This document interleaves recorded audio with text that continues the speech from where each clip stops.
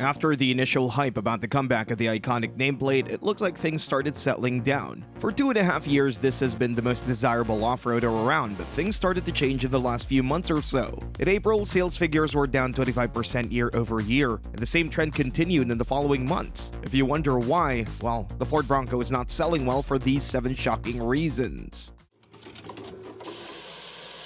Number 7. Price. At the time it was resurrected, one of the main reasons for its huge popularity was the affordable price. During the initial year, its base price undercut Wrangler's base price. However, things started to change. As the Bronco was getting more popular, the price was going up. At the same time, the Wrangler's prices remained much steadier. So soon enough, things turned upside down and the Wrangler became a more affordable option. Then Ford discontinued its most basic variant, so the gap between the two models became even bigger. If you look at the current pricing, the cheapest Bronco costs over $41,000. At the same time, the most affordable Wrangler goes for less than $32,000. Of course, the base Bronco is equipped better, but still, the gap is too big for buyers looking for lower-end variants, especially if we consider that the most basic Wrangler is still a better off-roader than the most basic Bronco, which we will talk about in a few moments. Of course, the Bronco can improve significantly in terms of off-road performance, but that comes at a pretty high cost. Mid-range options go way over $50,000, while if you want to get the most capable variants, such as the Bronco Raptor, you may get pretty close to 6 figures. That's crazy. Number 6. Interior quality. The Ford Bronco may primarily be an off-roader, but it's still a modern SUV that's been around for just a couple of years, and while its cabin design might seem more creative than the Wranglers and more upscale at first, it's not exactly at the level of quality you would expect at this price range. Yes, there are a few fancy-looking areas around the cabin, but overall, most of it is made of hard and pretty scratchy plastic. Most of the surfaces are not particularly pleasant to the touch, even though Ford did a pretty good job of making them look attractive, thanks to interesting color schemes and shapes. Then there's the rear seat area, where you can find even cheaper materials. Not only that, the Bronco lacks some pretty essential features such as rear cup holders. Some even complained about the lack of AC vents in the second row, but considering the vehicle's purpose, we wouldn't take this as a drawback. Squeaks and creaks are a normal thing in the Bronco's interior, while tech guys and audiophiles wouldn't be happy with a sound system which is mediocre at best. Finally, don't forget the hardtop, which is quite complicated and pretty heavy to get off and requires 2 pretty strong adults to do the job. Number 5. Ride quality.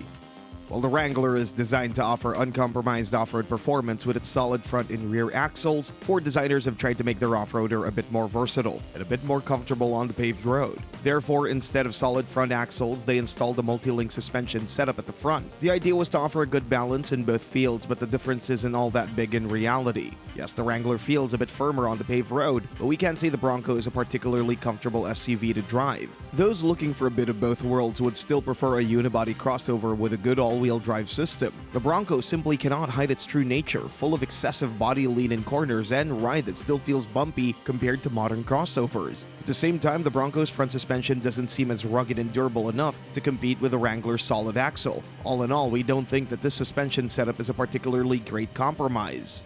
Number 4. Sound insulation. Those looking for a smooth and comfortable ride probably won't consider the Bronco in the first place, but things become even worse once they realize that the sound insulation is even worse than they probably expected.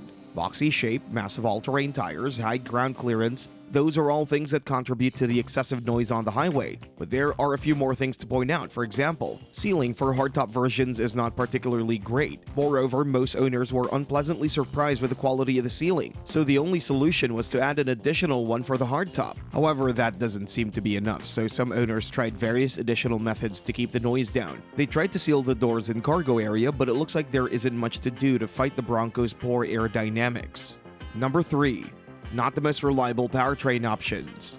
When designing the new Bronco, Ford engineers wanted to make it superior to the Wrangler in terms of performance, so the choice was on turbocharged engines, which may be superior in terms of torque and overall efficiency, but can never be as reliable as naturally aspirated counterparts. So the Ford SUV comes with a couple of pretty impressive powertrain options, with 300 and 330 horsepower, as well as a 418 horsepower Bronco Raptor. But it turned out these engines aren't particularly adequate for an off-roader that has to be super reliable and durable. Namely, these engines already had a record of failures, and even though some believe that problems would be fixed before the Bronco's launch, that didn't happen. Problems continued, starting from the base 2.3-liter Turbo 4 and its infamous issues with the turbo wastegate, which led to so many Ford models having serious premature issues with their turbochargers. Moreover, some owners reported issues with the cooling system and overheating in general. Finally, a few months ago, Ford recalled Bronco models with this engine produced in December due to the insufficient seal at the main oil galley plug, which leads to excessive oil leaks from the engine block, which significantly increases the risk of failure. Ford instructed dealers to replace the engines at no charge to the owners. On the other hand, the larger and more powerful 2.7-liter V6 remains problematic in terms of its valve design, responsible for the lack of power, inability to start, and other issues.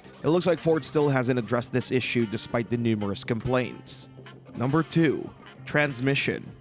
Transmission has never been the strongest point of the new Bronco, which is no surprise if we consider it's the same unit that has been used in the Ranger pickup in various midsize SUVs like the Explorer. That unit has been problematic for a while for various reasons. And just like other owners, Bronco owners have been reporting things like slipping gears or dragging clutch. Moreover, cases of burning smell are pretty common under heavier exploitation. Rough gear changes, especially downshifts, are yet another issue associated with this transmission, and what's particularly intriguing is that all of these issues appear at very low mileage. Speaking of the low mileage issues, those who opted for and finally got their versions with manual transmission seem to be even more unfortunate, as there are numerous reports of dry bearing noise from day one. Fortunately, it looks like Ford is aware that the issue exists, so dealers offer full replacement at no cost, though the only problem is that it usually takes weeks for the work to be done. The problem with the 7-speed manual seems to be pretty serious, considering that Ford already canceled production of manual Broncos at the end of this year. Number 1. Better off-roader than the Wrangler? Not really.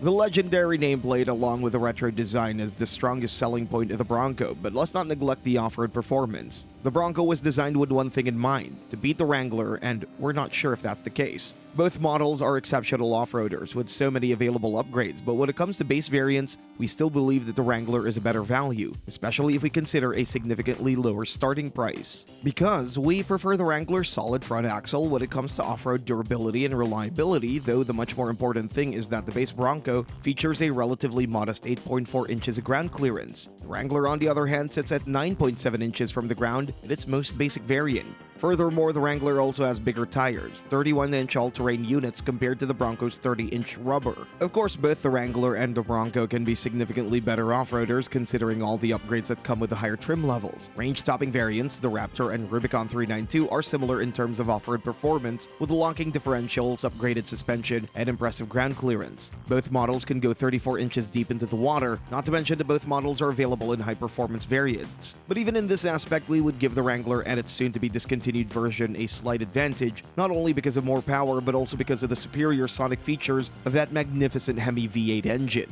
But once again, these kinds of upgrades cost a fortune. When we talk strictly about standard versions, we believe that the Wrangler still has the edge in terms of off-road performance. Not to mention that we still have a bit more trust in that old naturally aspirated V6 compared to Ford's problematic Turbo 4.